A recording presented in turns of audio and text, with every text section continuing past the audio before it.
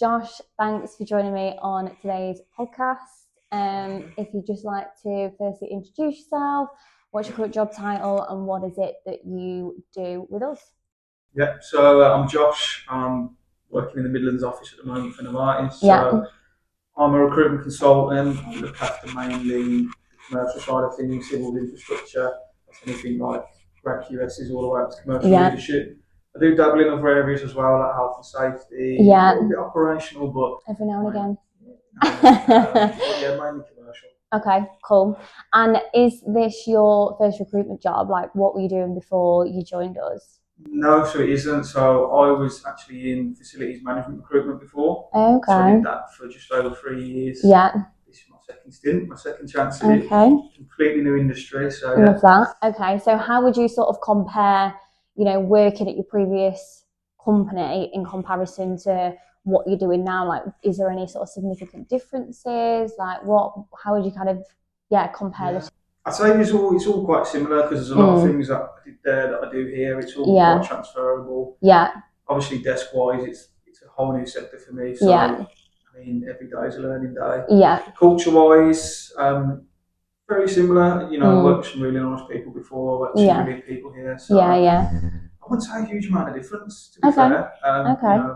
I liked my last job, but I like it here even more. Yeah, 100%. And if you was to, so just a little example, say if there was somebody who is potentially looking at leaving their current recruitment firm Yeah. and, is maybe a little bit on the fence in terms of, should I leave and join Novartis? Like, what kind of advice would you maybe give them?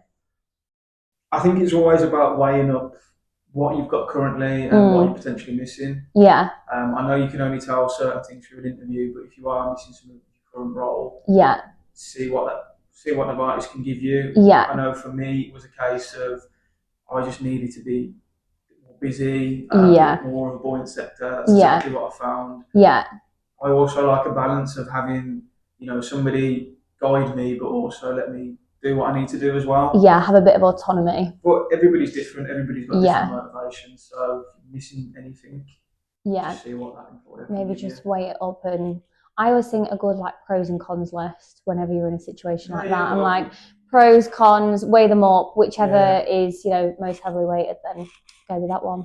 Well, we work in speaking to candidates, finding out. Sometimes we've got to do it for ourselves. Yeah, exactly, 100%.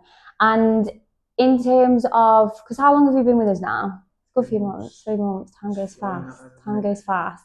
What would you say? Because I feel like being here for 3 months, that really kind of gives you the chance to like be embedded into the company, like get to know everybody more on like a personal level. So, now that you've been here for 3 months, what would you sort of say is the thing that you love most about working here? I know I've just touched on it, but literally the balance of like, when there are things you're stuck on, you've got people there, not even just in your own team, that will work to help you. And it's not that, I've had that before, I had that in my old company too, but it's nice to just be able to, implement your own stuff, be left to it, but when you need that support, somebody's there within seconds to just guide you. And when you need, Okay, cool. And with recruitment, then, as we know, it can be a bit of a tough job. It's not the easiest, right? Like I think everyone sort of knows that now who's in the industry or even in sales. But if you was to offer somebody who was looking to get into the industry like one piece of advice, what would you give them? In terms of recruitment or what? Yeah, in terms of recruitment. I think it's definitely just about, and this is something I probably need to do more of as well. Don't put too much pressure on yourself, because if you've got things that incentivise you, which I guess most people's money, promotion, progression. If you're not tracking where you need to be, even the best recruiters that have off months, and if you start getting in your own head, putting pressure on yourself, it's only going to get worse. So just enjoy the moment, enjoy where you are. Don't put too much pressure on yourself. If you work hard and do the basics, it'll come. Yeah, 100%. I think just don't I think people overthink it as well. Like you've just got to go in with quite an open mind. Like I was speaking to Shelley about this the other day, and she pretty much said the same thing. Like just don't overthink it. Like go in with an open mind, and you'll just kind of see what will come to you in that respect. So don't worry about it as well. Like what other people are doing. Yes. I've done that so much where I'm like, oh, but they're doing this, they're doing that. Why should we be doing that? You think like that, it's just you're always going to be behind. 100%. Isn't it like comparison is the thief of joy? Is that a saying, or have I made that up?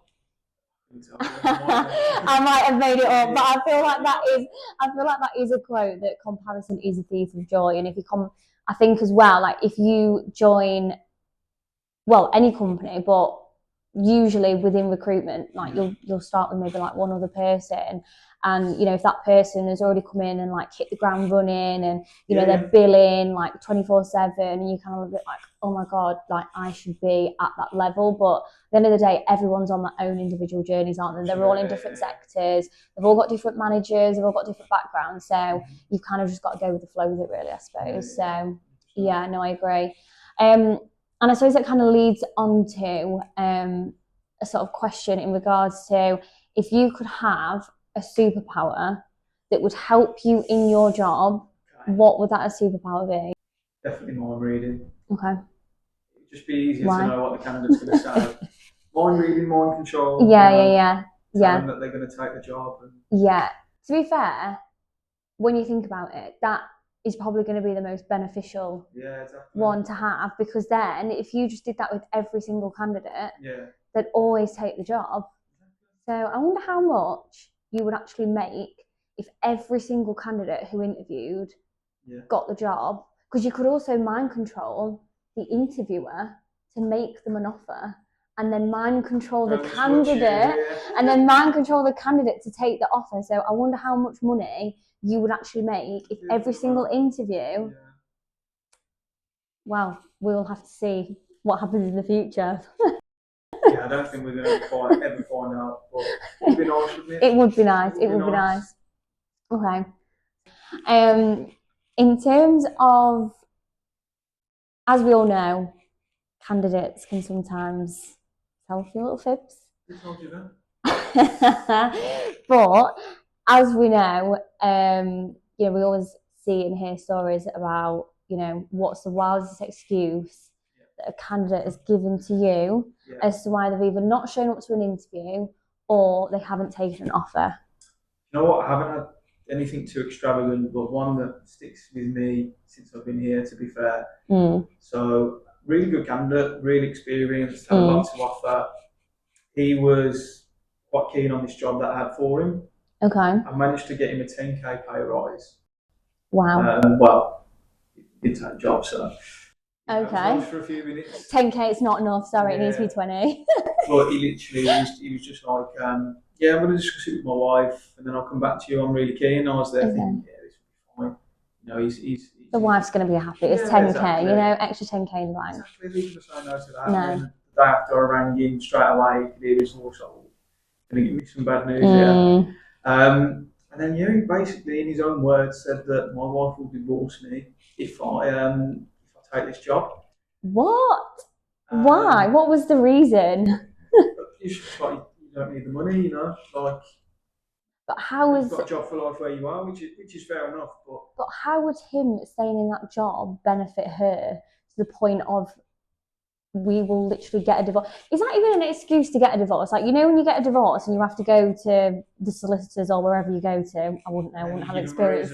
And you have to give them, and it's even like adultery or fell out of love. Is that a valid excuse to say, my wife doesn't want me to take it? You know what? You're not quick on back. You know what? You stay in your happy relationship. Yeah, you stay in your toxic relationship. Yeah, literally.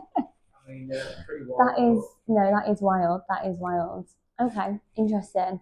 And sort of leading on to that then, what's the most embarrassing story or funniest story that's ever happened to you whilst you worked in recruitment? That doesn't need to be here necessarily. It can be in your past job as well. You know what? I was thinking about this, and I don't actually have a massive one that's like, oh my god, but I do remember once I was speccing in, so I think I'd had a week where I was a bit shy and light on interviews and stuff going on, so I saw a really good CV for a role. Yeah. Obviously it wasn't an up-to-date CV. The candidate actually hadn't put their latest job. They only put up to their job before on it. Right. So I spec'd this candidate into the client, not realising the client was the hiring manager of the candidate I was speccing in. So that went down well. Yeah, that's not great, is that it? was so No. yeah, it was a bit short for words there when I realised that. Yeah. Do you know what? I really hope that. Did the hiring manager just come back to you and go? I was on the phone to him. Oh, he was on the So phone. I had to be like, yeah, it was a tough one to get off. To be fair, it was hard. To be fair, I've seen examples where it's happened to other consultants, and then the hiring manager actually emails, like the group email, so it'll go around to every single person in the office. Yeah. I've seen that happen before, and I think that's so embarrassing. Like, you're literally getting outed in front of not just yourself or your boss, like the whole office. That's not great, is it? That's not great. Okay, no, that is quite embarrassing, Josh. Yeah. That was the best I could have done. I mean, I've dropped a few clangers on the phone where you just say the wrong name or something, but that's probably as good as I've got. Yeah. Good enough. Okay. And then probably finish off on this one, but why should others with recruitment join Novartis? I suppose you've kind of touched on it, but is there anything else that you think they should know about if anyone's watching and they're thinking, do you know what, might have a little look? Yeah, I think the team ethic, the teamwork, there's a good culture. Yeah. But, you see everybody chipping in for everybody. I know we've all got targets, but as a business, we all want to see each other doing well. Yeah, it's not dog eat dog. We don't want that environment. There's no favouritism whatsoever. No matter if you're, sitting at 250k for the year or 50k for the year, we all want the same thing. Everybody wants to help everybody.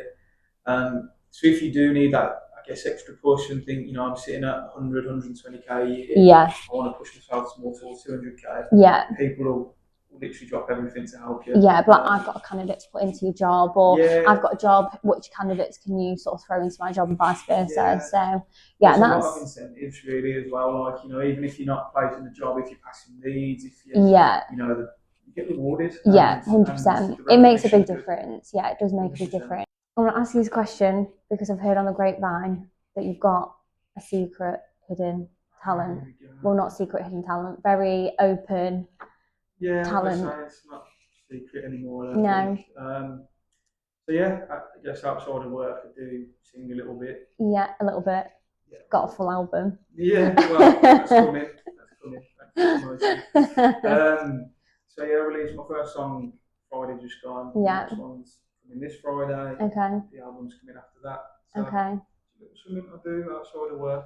Cool. How many times does it get played in the office? It has been played in the office. I try and make sure I'm not around when I was going to say, is that your decision or is that just your colleagues' decision? No. And what do they think of the music? Are they a fan or? Yeah, I think so. Yeah, I think so. Yeah, my face, I guess, yeah. But I think I like it. Okay, cool. Amazing. Well, thanks for joining me again on this podcast. Thanks for having me. Thank you very much.